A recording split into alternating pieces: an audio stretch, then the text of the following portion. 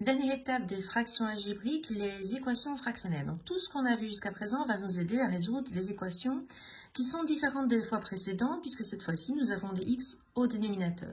Puisqu'ils sont au dénominateur, nous devons établir comme à chaque fois les conditions d'existence, ce que j'ai fait ici.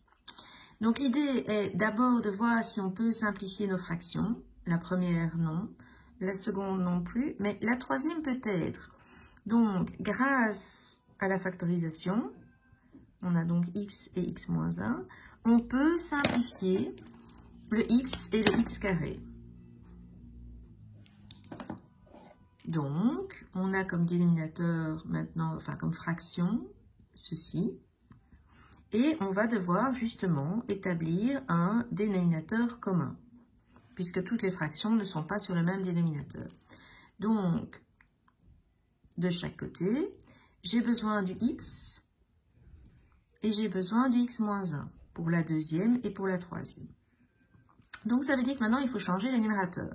Donc, comme les fois précédentes, je recopie ce que j'ai au numérateur déjà actuellement.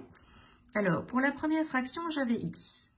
Mais moi, je dois avoir tout ça, ce que je n'ai pas fluoté, x moins 1, et le facteur que je dois indiquer ici, au numérateur, pour que la fraction soit bien au même dénominateur. X moins 1, je l'ai, mais je n'ai pas le x. X moins 1, je l'ai, mais je n'ai pas le x. Maintenant que les dénominateurs sont communs, je peux donc les supprimer et recopier ce qu'il me reste. Donc, j'ai x moins 1 moins x égale moins x carré. Ah, x et moins x, pardon, je peux les simplifier. Maintenant, il me reste un x carré. Je vais donc devoir tout faire passer dans le même membre. Il me reste x carré moins 1, que je vais devoir, cette fois-ci encore, factoriser, donc en x plus 1, x moins 1.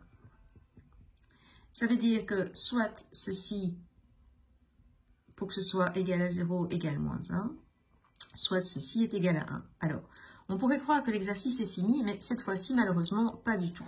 On doit vérifier si on peut accepter les solutions, puisqu'on a posé des conditions d'existence. Et je vois ici, 0 n'est pas pris, mais le 1, malheureusement, est une possibilité de solution. Donc, ça veut dire que cette solution-ci est à rejeter. Je ne peux pas l'accepter puisque j'ai pris comme décision au départ de la retirer pour les conditions d'existence. Donc, au final, la seule solution de l'exercice est moins 1. Donc, les étapes sont très simples. 1, conditions d'existence. Vous comprenez maintenant pourquoi il faut les faire. 2, simplifier chacune des fractions, s'il y a moyen. 3, mettre au même dénominateur. Je vais y arriver, dénominateur. 4, changer les numérateurs. 5, calculer. Sous-entendu, mettre du même côté en fonction des exercices. Donc, pas si compliqué que ça, mais une somme de plein de petites choses. Donc, voilà.